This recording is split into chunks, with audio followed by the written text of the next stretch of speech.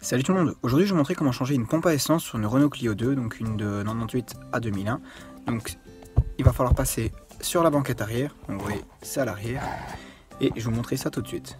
Une fois que vous avez enlevé le siège, vous avez ici la trappe qui protège la pompe à essence. Donc vous venez simplement la soulever, vous l'aurez qu'un tournevis quand c'est emboîté.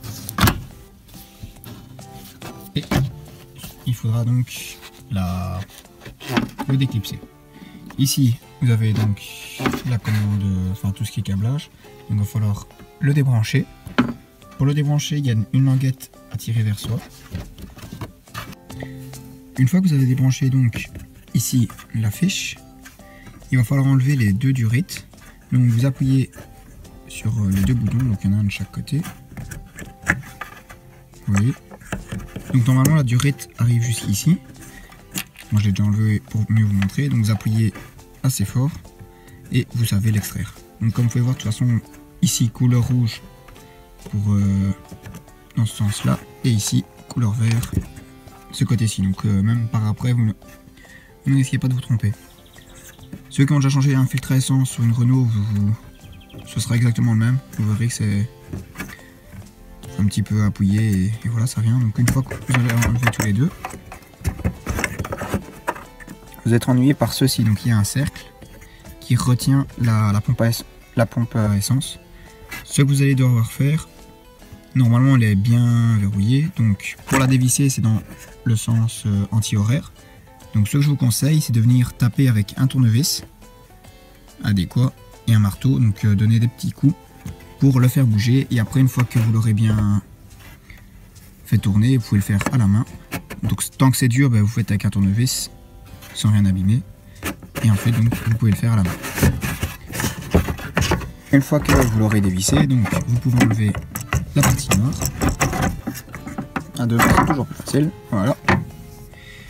Et ensuite, donc vous pouvez la soulever. À l'arrière, il y a une encoche, comme vous pouvez voir. Donc quand vous le réinstallez, il faut bien remettre ça dessus. Et ensuite, donc, vous pouvez la soulever. Faites attention parce qu'il y a le flotteur. Alors où est-ce qu'il est celui-là?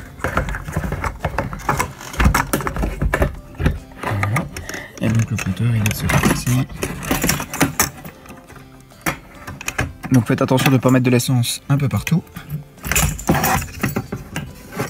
Et vous voyez, c'est chiant, les durites, elles s'accrochent, elles vous retiennent. Voilà, on s'en sort. Hop, à ce moment-là, vous pouvez soulever. Bon, ici, moi, j'avais déjà vidé le contenu de mon réservoir auparavant, donc vous voyez, il n'y a pas d'essence. C'est même plus sur la réserve, c'est je suis à sec. Et sinon, vous, quand vous allez l'enlever, ici, vous allez avoir plein d'essence qui va couler, même des durites. Donc, allez prévoyez une petite bassine dans votre voiture pour directement le déposer. Et ainsi, pour ne pas mettre de l'essence partout. Et lorsque vous reposez la pompe à essence, donc entrez le flotteur en premier. Et ensuite, donc, vous le remettez correctement en respectant l'encoche qui est derrière ici. Et ensuite, donc, il suffira de rebrancher les durites. Et pour le remettre, il y a comme un petit effet ressort. Regardez, hop. Donc vous devrez appuyer et puis ensuite venir remettre ça pour le serrer. Comme vous pouvez voir ici, vous avez un joint. Il va sans doute s'enlever quand vous allez le changer. Mais comme vous pouvez voir, vous pouvez le réinstaller, faire tomber dedans. Donc ça a réinstallé ici sur le rebord. Donc avant de remettre la pompe, veillez à ce qu'il soit bien installé. Bon là je le fais à une main, donc c'est moins évident. Enfin, vous avez compris le principe. Donc bien le remettre, vous installez la pompe. Vous remettez ceci pour bien la verrouiller. Donc en pressant un petit peu sur la pompe ici, vous le verrouillez.